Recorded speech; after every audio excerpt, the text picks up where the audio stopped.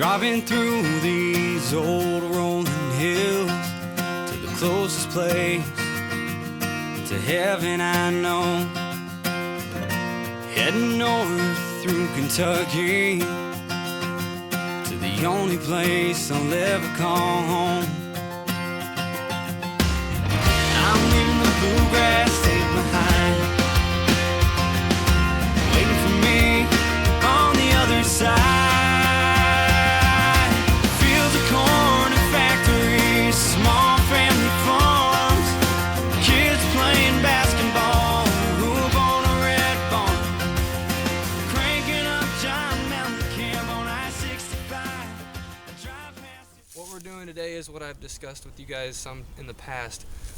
We've got issues with the neighbors to directly that direction, and what we're doing is we're going to hinge. We got permission from a neighboring property that we're allowed to hunt.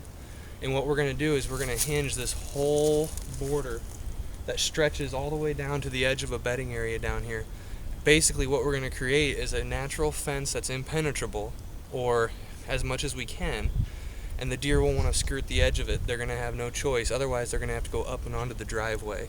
And we're hoping if they would do that, it's going to be after legal shooting light. So what we're going to do is we're just going to start here, and we're going to start working our way on down to their house line, hinging, and then we're going to plant a bunch of trees in here for them, like white pines and some other stuff, to make it look better as the years progress, but it'll green up and become impenetrable. We used to hunt a tree right up there. I don't know if you can see it, but they've got to stand not 10 feet from where it is now. And that's what we're trying to stop. The deer aren't going to be able to cross here. We're not on their property. They can't complain. And as you can see, we're cutting off crossings all the way down through here. Hey guys. Sorry, I'm using a different camera. Hopefully this turns out okay, but we are probably 95% done with this border. We're gonna come back in about a month and see how it's greening up, see if there's any more stuff that we need to maybe hinge over and across it. There's some areas that got kind of thin, but it's definitely gonna deter them. But if you scroll this way, you can see right up there's the neighbor's house that we're cutting on their property, and they allow us to hunt. And right here's the border that you can see. We've hinged now. I'd say 90% of the stuff that you see sideways is all hinged. There is some, we had to take some dead tops at times and cross over the hinges with it. But I mean, check out some of these hinges. And sorry, because I didn't have the camera with I could prop up, I wasn't able to video some of these. But I mean, look at some of these hinges. A lot of hackberry throughout here. A lot of scrub elm. All this should green up, but you can tell we've already went by one main crossing, but you wouldn't know. Right here's the other main crossing. Right up there's their stand.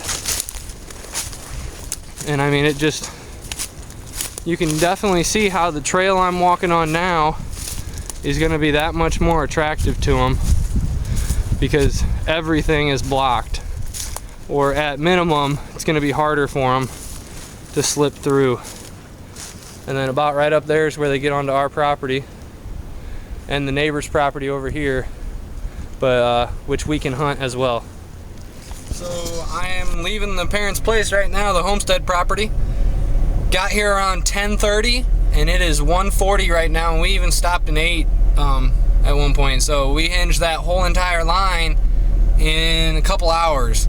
It's amazing the difference you can make with a chainsaw, a hacksaw, two guys, and a little bit of time, and you can totally change the whole outlook of your property. Hopefully in about a month I'll do a video and walk you down through there, and I'll show you what it looks like now once everything starts greening up. But the one thing I want to stress is, you know, we have permission to be doing this on somebody else's property. We're gonna plant some trees and stuff for her as well, but the one thing I always want to tell you is hinging is a powerful tool, and hinging can do amazing things. It's the most powerful thing that a hunter has to manipulate the habitat to be conducive to both the deer and yourself. However, hinging a property line can cause issues with neighboring hunters, so you have to keep that in mind. You know, I encourage that if you can work hand in hand with your neighboring hunters, do it. You know, the more guys you've got doing better habitat work, passing on younger bucks, shooting more does, you're going to create a better hunting environment all the way around, and you're not going to have issues. Unfortunately, we've had some trespassing issues and a poaching instance, and we can't do that. Now, I say poaching, I should clarify. We never filed charges, but it was witnessed by my dad. So we've passed the point of being able to work with these people, and that's why we've pulled off the property that we had permission to hunt for years, that they have permission to hunt now, and we're not gonna hunt with them. So we hinged that whole edge, basically gonna, you know, block the deers from traveling how they have in the past right there. But hey, you know, the lady with discussions with the property owner, it's something she wanted us to do. It's something we've already done along our northern border, and she liked it. And so that's all we can do. You know, we're in a good relationship with every landowner that we talk to. We only do what they allow us to. We never do more. And yeah, so I just wanted to stress, hinge, but just know sometimes it can have repercussions, and you got to be willing to live with those. So, Ty, Small Acre Hunting, good luck out there.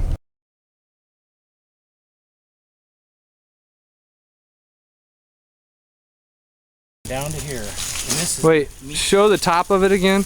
Top's right here. And that's at your chin. Yeah. Wow. There to there.